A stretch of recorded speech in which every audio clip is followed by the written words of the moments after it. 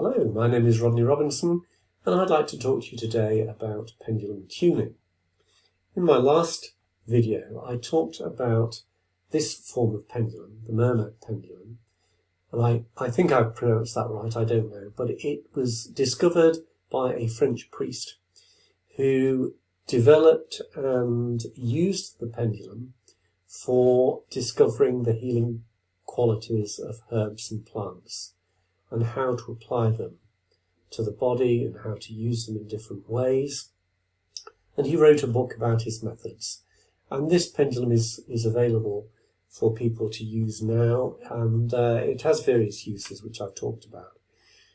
Today I'd like to concentrate on the method of tuning a non-chamber pendulum to particularly your own biofield, because that has some interesting uses. And for this, you take your pendulum and tuck the cord into the palm of your hand. And the method is to hold it over the back of your hand and just allow the pendulum string to lengthen very slowly and observe the movement of the pendulum. And you will see at a certain point the pendulum will start to spin. But you want it to spin in a clockwise direction, as this one's doing now. And you're also wanting it to get to a point where the pendulum spins to its maximal intensity. In other words, it's creating a large circle as it spins. So this pendulum is now tuned to my biofield, and I can use this to ascertain if there is a strong resonance between an object and myself. And this object could be a remedy, a homeopathic remedy, a flower essence, a type of food, or a sample of water from, a healing spring or something of that nature. So I've got a few objects here that we can demonstrate this technique on. Now, once you find the tuning point, I usually put a knot in the point where I found it to be tuned. Also, I'm just going to very carefully keep that point, but also show that there is a little sleeve here that you can move. A lot of pendulums have this sleeve, and you just sort of slide it down to the point where you've got the tuning. A bit tricky when you're trying to keep the point where you've found the tuning. There we go. So just to demonstrate that, you can see that tuning point there. So now whenever I pick up this pendulum and hold the cord at that point, I know it resonates with me. So I've got a few objects here and I want to know if they're going to resonate with me. So here's a homeopathic remedy.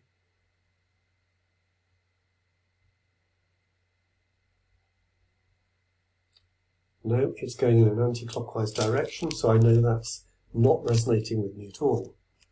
Let's try another one.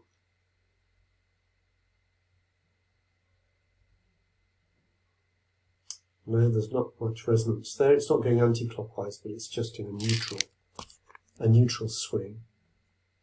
Let's try another one. And this one is giving me a positive swing.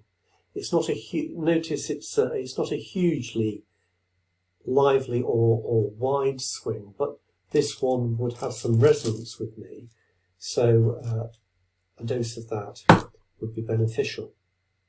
Now you can use this on any item, so I've got a few things here to try. This is a piece of amber fashioned into a little skull.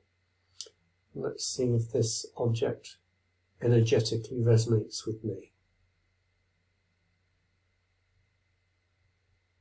Yeah, that one does. It's quite a lively swing. It's not a wide swing, but it's quite a lively one. So this is quite a positive, energetic resonance. Here's a little vial of peridot.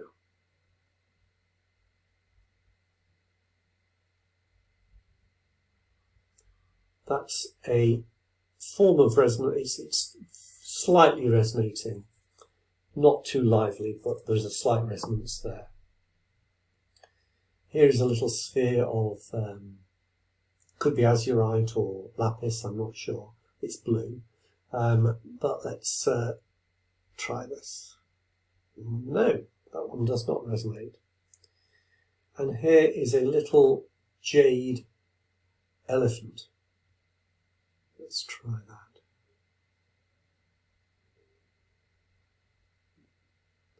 That one has a very lively swing. And I can feel as I'm holding the pendulum that it's actually going wider and wider. So that's quite a wide circular positive swing. I would say that is the slightly ahead of the amber skull at the moment for me. And here is a little piece of amber that's dripped from a tree, and that's got some little insects trapped in it too. Let's try this. That's got quite a strong anti-clockwise swing. So this definitely does not resonate with my biofield, and it's not something that I want to keep on my person. Okay. So that's how you tune your pendulum. I'd like to demonstrate another pendulum. This one is a lovely Osiris pendulum made up of a stack of domes. And let's have a look at this, because each pendulum will tune differently to you, and there are practical reasons why you might want to choose one pendulum over another.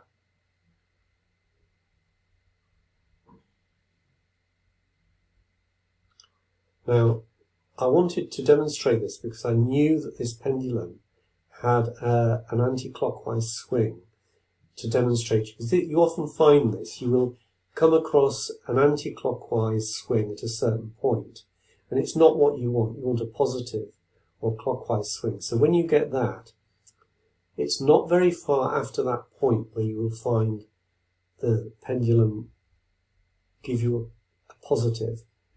As you can see, now it's starting to swing in quite a strong, positive manner. I think I've just gone past the point, so I'm just going to back up there and do that again.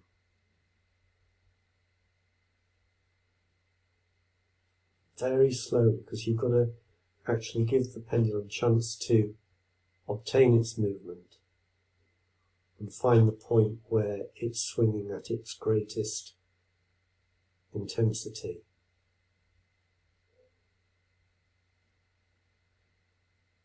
Which I think we've got there.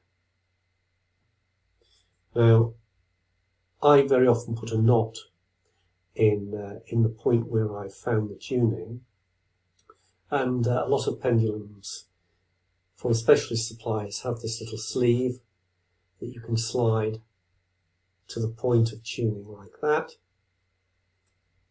and then you know that when you come back to the pendulum and hold it to that point, you have the tuning point, and that will give me exactly the same results on all the items as the previous ones, of course. This was the one that gave the negative swing, and it's done it again there. So it's very, very useful to have a pendulum that's tuned to your own biofield, because you can find out a lot of information. You can use this to now find energies, for example. It doesn't have to be an object.